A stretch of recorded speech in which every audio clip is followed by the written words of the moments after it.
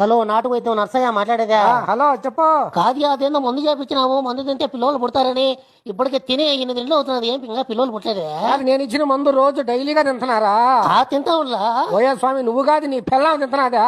తింటా ఉండదే ఇంకా పిట్ల పిల్లలు. కాదు 2 నెలలు తినవన్నా తినిందా? 2 నెలలు తినింది యా స్వామి, ఎట్లున్నా కడుపు అట్టే ఉండదా ఈమెకి?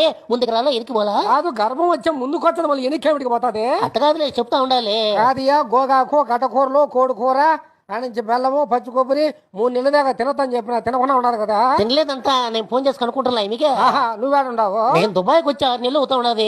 నీ కాడికి వచ్చినా ఈమెకి మందులు తీపిచ్చినా నేను ఇంకో దుబాయ్కి వచ్చినా. కాదియా నువ్వు దుంకొని దుబాయ్కి పోతే మీకు పిల్లలు ఎట్ట పుడతారు? కాదియా మందులు తింటే పిల్లలు పుడతారని చెప్పినావు, ఇప్పుడైంది? కాదియా అయితే పెళ్ళం కాడు మొగుడు ఉండద్దా? నేనేమిటికి మందులు ఇచ్చేదానికి మా అమ్మను వాళ్ళమ్మను పెట్టిన ఈమె కబలా. ఓయా స్వామి కాపలా కాదియా స్వామి, నువ్వు ఉండాలా నీ పెళ్ళం కాడ?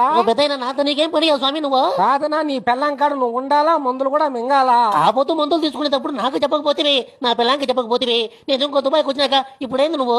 అది బే మొగుడు లేకుండా పిల్లలు ఎట్ట పడతారు? ఏమిటి నువ్వు మాట్లాడేది? అయితే నేను ఇంటికాడ ఉండి ఏం చేయమంటావు? అదే నీకు తెలియదా? నేను ఫోన్లో చెప్పాను నీకు. కాదియా ఆ మాట ఇంటికాడ ఉన్నప్పుడు కుయ్యకపోతే ఏమిటి బే నువ్వు మాట్లాడేది? ఒట్టి మందులతోనే పుడతారు పిల్లలు. నువ్వే కదా పెద్దయినా మందులతో పిల్లలు పుడతారనండి. నీకు పోతా చెప్పినా కదా స్త్రీ పథ్యం లేదని. నాకేం తెలుసా అవన్నీ? ఇంటికి రా, 1 రూపాయి లెక్క తీసుకోకుండా మందులు ఇచ్చా 6 నెలల్లో పిల్లలు పుడతారు మీకు. ఎంత పని చేసినా నర్సయ్య. సరేలే వినరా, ఇంక నువ్వు ఇంటికి మందులు ఇచ్చా